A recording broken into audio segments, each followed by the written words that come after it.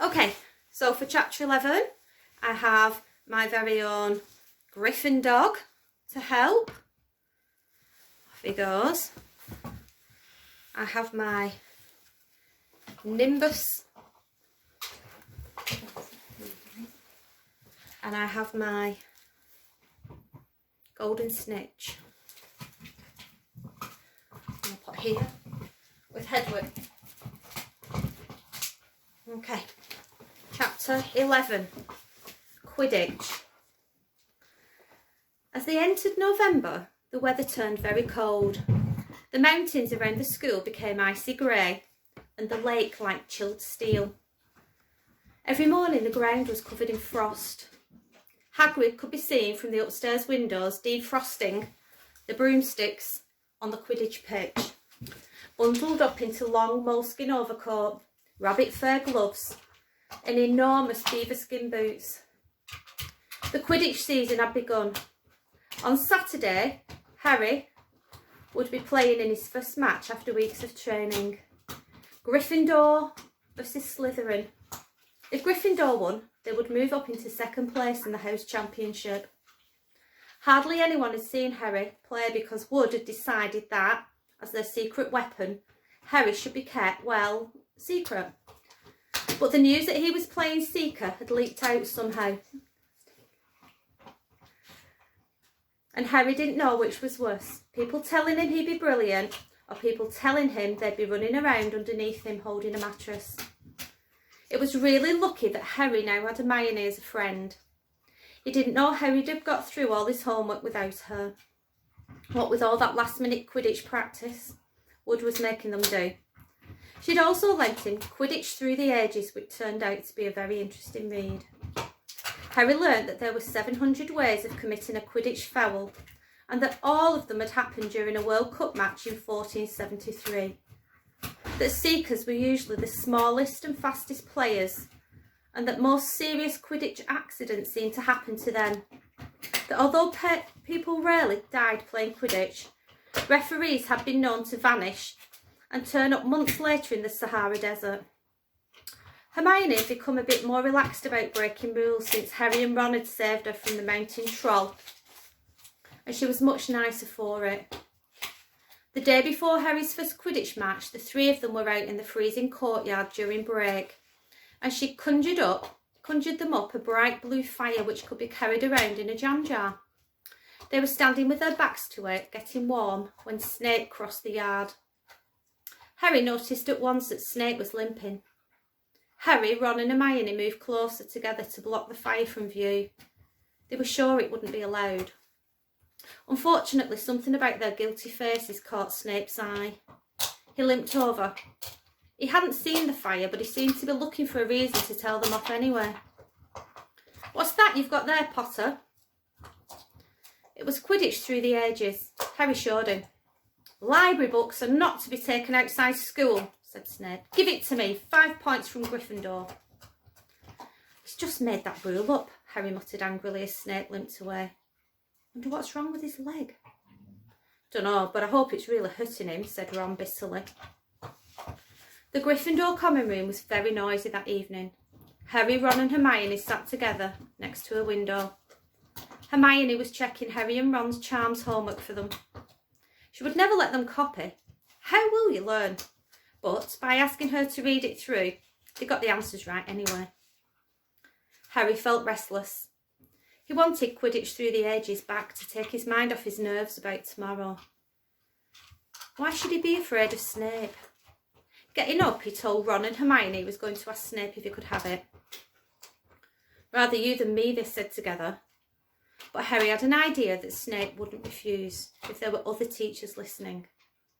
He made his way down to the staff room and knocked. There was no answer. He knocked again. Nothing. Perhaps Snape had left the book in there. It was worth a try. He pushed the door ajar and peered inside. And a horrible scene met his eye. Snape and Filch were inside alone. Snape was holding his robe above his knees. One of his legs was bloody and mangled, and Filch was handing Snape bandages. "Blasted thing," Snape was saying. "How are you supposed to keep your eyes on all 3 heads at once?" Harry Potter tried to shut the door quietly, but Potter! Snape's face was twisted with fury as he dropped his robes quickly to hide his leg. Harry gulped. I just wondered if I could have my book back. Get out! Out! Harry left. Before Snape could take any more points from Gryffindor, he sprinted back upstairs. Did you get it? Ron asked as Harry joined them. What's the matter? In a low whisper, Harry told them what he'd seen. You know what this means, he finished breathlessly.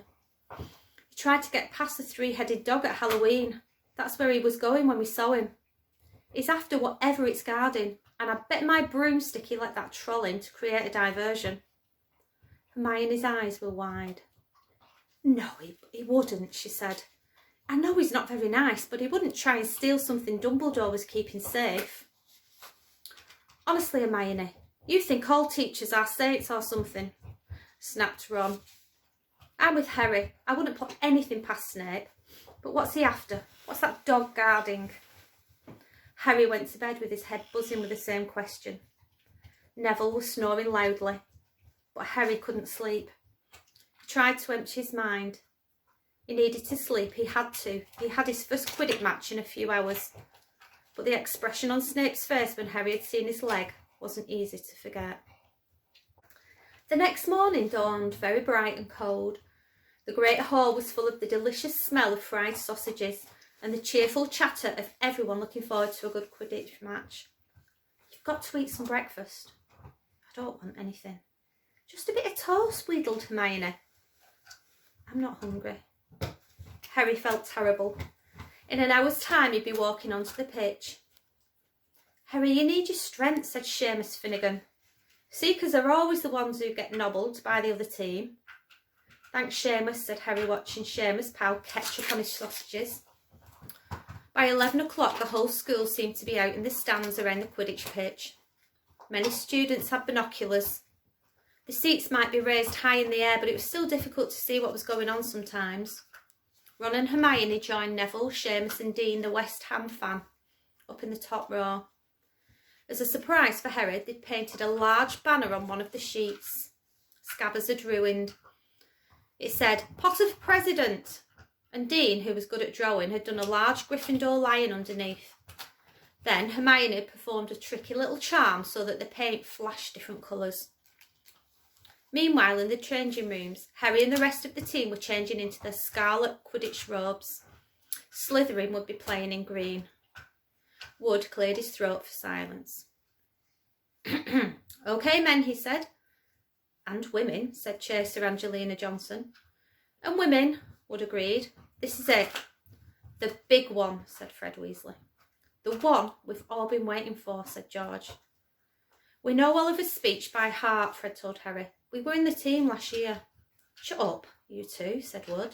This is the best team Gryffindor's had in years. We're going to win, I know it. He glared at them all as if to say, or else. Right, it's time. Good luck, all of you. Harry followed Fred and George out of the changing room and, hoping his knees weren't going to give way, walked onto the pitch to loud cheers.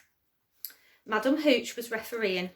She stood in the middle of the pitch waiting for the two teams, her broom in her hand. Now, I want a nice fair game, all of you, she said, once they were all gathered. Harry noticed that she seemed to be speaking particularly to the Slytherin captain, Marcus Flint, a fifth year. Harry thought Flint looked as if he had some troll blood in him. Out of the corner of his eye, he saw the fluttering banner high above, flashing Potter for President over the crowd. His heart skipped. He felt braver. Mount to your brooms, please. Harry clambered onto his Nimbus 2000. Madame Hooch gave a loud blast on her silver whistle. 15 brooms rose high into the air. They were off. And the quaffle is taken immediately by Angelina Johnson of Gryffindor. What an excellent chase that girl is. And rather attractive too. Jordan. Sorry, Professor. The Weasley twins' friend, Lee Jordan, was doing some of the commentary for the match, closely watched by Professor McGonagall.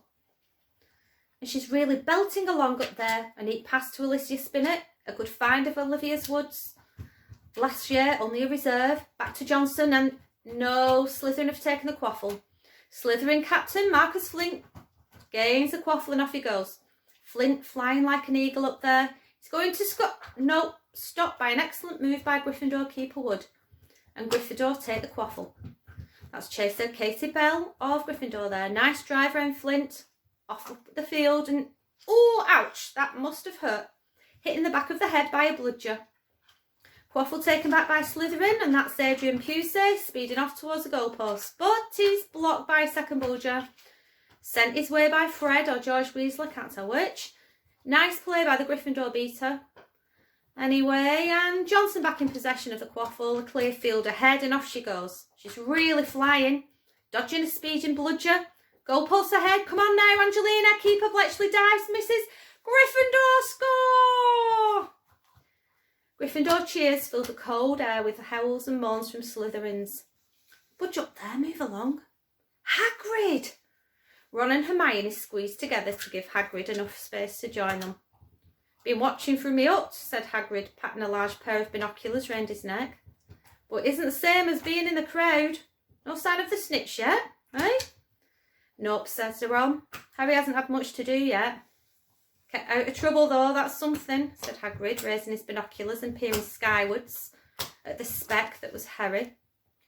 Way up above them, Harry was gliding over the game, squinting about for some sign of the snitch. This was part of his and Wood's game plan. Keep out of the way until you catch sight of the snitch, Wood had said. We don't want you attacked before you have to be. When Angelina had scored, Harry had done a couple of loop-the-loops to let out his feelings. Now he was back to staring around for the snitch. Once he caught a sight of a flash of gold, but it was just a reflection from one of Weasley's wristwatches. And once a bludger decided to come pelting his way more like a cannonball than anything. But Harry dodged it, and Fred Weasley came chasing after it. All right there, Harry, he'd had time to yell as he beat the bludger furiously towards Marcus Flint. Slithering in possession, Lee Jordan was saying. Chaser Pusey ducks two bludgers, two Weasleys and Chaser Bell and speeds towards the... Wait a moment, was that the snitch? A murmur ran through the crowd as Adrian Pusey dropped the quaffle, too busy looking over his shoulder at the flash of gold that had passed his left ear. Harry saw it. A great rush of excitement, he dived downwards after the streak of gold. Slytherin seeker Terence Higgs had seen it too. Neck and neck they hurtled towards the snitch. All the chasers seemed to have forgotten what they were supposed to be doing as they hung in midair to watch. Harry was faster than Higgs. He could see the little round ball, wings fluttering, darting up ahead. He put on an extra spurt of speed. Wham! A roar of rage echoed from the Gryffindors below. Marcus Flint had blocked Harry on purpose, and Harry's broom span off course, Harry holding on for dear life. Foul! Screamed the Gryffindors. Madam Hooch spoke angrily to Flint and then ordered a free shot at the goalpost for Gryffindor. But in all the confusion, of course, the golden snitch had disappeared from sight again.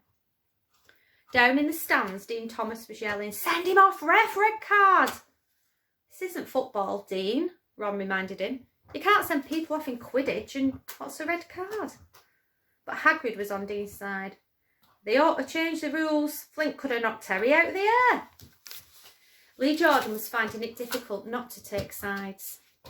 So, after that obvious and disgusting bit of cheating... "Jordan," growled Professor McGonagall. "I mean, after that open and revolting foul. Jordan, I'm warning you." All right. "Flint nearly kills a Gryffindor seeker, which could happen to anyone, I'm sure, so a penalty to Gryffindor, taken by Spinnet, puts it away, no trouble, and we continue to play. Gryffindor still in possession." It was as Harry dodged another bludger which went spinning dangerously past his head that it happened. His broom gave a sudden, frightening lurch. For a split second he thought he was going to fall. He gripped the broom tightly with both hands and knees. He'd never felt anything like that. It happened again. It was though the broom was trying to buck him off. But Nimbus 2000s did not suddenly decide to buck their riders off. Harry tried to turn backwards towards a Gryffindor goalpost. He had half a mind to ask Wood to call time out. But then he realised his broom was completely out of control. He couldn't turn. He couldn't direct it at all. It was zigzagging through the air every now and then, making violent swishing movements which almost unseated him. Lee was commentating. Slytherin in possession, Flint with a quaffle, passes Spinnet, passes Bell, hit hard in the face by a bludger. Hope it's broken his nose. Only joking, Professor. Slytherin Scott. Oh no. The Slytherins were cheering. No one seemed to have noticed that Harry's broom was behaving strangely. It was carrying him slowly, higher away from the game, jerking and twitching as it went. Don't know what Harry thinks he's doing, Hagrid mumbled. He stared through his binoculars. If I didn't know better, I'd say he'd lost control of his broom, but he can't have. Suddenly, people were pointing up at Harry all over the stands. His broom had started to roll over and over, with him only just managing to hold on. Then the whole crowd gasped. Harry's broom had given a wild jerk, and Harry swung off it. He was now dangling from it, holding on with only one hand. Did something happen to him when Flint blocked him? Seamus whispered. Can't have, Hagrid said, his voice shaking. Can't nothing interfere with a broomstick except powerful dark magic. No kid could do that to a Nimbus 2000. At these words, Hermione seized Hagrid's binoculars. But instead of looking up at Harry, she started looking frantically through the crowd. What are you doing? Moaned Ron, grey-faced. I knew it, Hermione gasped. Snake, look. Ron grabbed the binoculars. Snape was in the middle of the stands opposite them. He had his eyes fixed on Harry and was muttering non-stop under his breath. He's doing something. He's jinxing the broom, said Hermione. What should we do? Leave it to me. Before Ron could say another word, Hermione had disappeared. Ron turned the binoculars back on Harry. His broom was vibrating so hard it was almost impossible for him to hang on much longer. The whole crowd were on their feet watching, terrified, as the Weasleys flew up to try and pull Harry back safely onto one of their brooms. But it was no good. Every time they got near him, his broom would jump higher still. They dropped lower and circled beneath him, obviously hoping to catch him if he fell. Marcus Flint seized the quaffle and scored 5 times without anyone noticing. Come on, Hermione, Ron muttered desperately. Hermione had fought her way across the stand where Snape stood and was now racing along the row behind him. She didn't even stop to say sorry as she knocked Professor Quirrell's head first into the row in front. Reaching Snape, she crouched down, pulled out her wand and whispered a few well-chosen words. Bright blue flames shot from her wand onto the hem of Snape's robes. It took perhaps 30 seconds for Snape to realise that he was on fire. A sudden yelp told her she'd done her job. Scooping the fire hot off him and into a little jar in her pocket, she scrambled back along the row. Snape would never know what had happened. It was enough. Up in the air, Harry was suddenly able to clamber back on his broom. Neville, you can look, Ron said. Neville had been sobbing into Hagrid's jacket for the last 5 minutes. Harry was speeding towards the ground when the crowd saw him clap his hand over his mouth, as he thought he was going to be sick. He hit the pitch on all fours, coughed, and something golden fell into his hand. I've got the snitch, he said, waving it above his head. And the game ended in complete confusion. He didn't catch it, he nearly swallowed it. Flint was still howling 20 minutes later, but it made no difference. Harry hadn't broken any rules, and Lee Jordan was still happily shouting the result. Gryffindor had won by 170 points to 60. Harry heard none of this though. It was being made a cup of strong tea back in Hagrid's hut with Ron and Hermione. It was Snape, Ron was explaining. Hermione and I saw him. He was cursing your broomstick, muttering he wouldn't take his eyes off you. Rubbish, said Hagrid, who hadn't heard a word of what had gone on next to him in the stands. Why would Snape do something like that? Harry, Ron and Hermione looked at each other, wondering what to tell him. Harry decided on the truth. I found out something about him, he told Hagrid. He tried to get past that 3-headed dog at Halloween. It bit him. We think he was trying to steal whatever it's guarding. Hagrid dropped the teapot. How do you know about Fluffy? He said. Fluffy? Yeah, he's mine. Bought him off a Greek chap I met in the pub last year. Sent him to Dumbledore to guard the... Yes, said Harry eagerly. Now, don't ask me any more, said Hagrid gruffly. That's top secret, that is. But Snape's trying to steal it. Rubbish, said Hagrid again. Snape's a Hogwarts teacher. He'd do nothing of the sort. So why did he just try and kill Harry, said Hermione. The afternoon's events certainly seem to have changed her mind about Snape. I know a jinx when I see one, Hagrid. I read all about them. You've got to keep eye contact, and Snape wasn't blinking at all. I saw him. I'm telling you, you're wrong, said Hagrid hotly. I don't know why Harry's broom acted like that, but Snape wouldn't try and kill a student. Now listen to me, all three of you. You're meddling in things that don't concern you. It's dangerous. You forget that dog and you forget what it's guarding. That's between Professor Dumbledore and Nicholas Flamel. Aha, said Harry. So there is someone called Nicholas Flamel involved, is there? Hagrid looked furious with himself.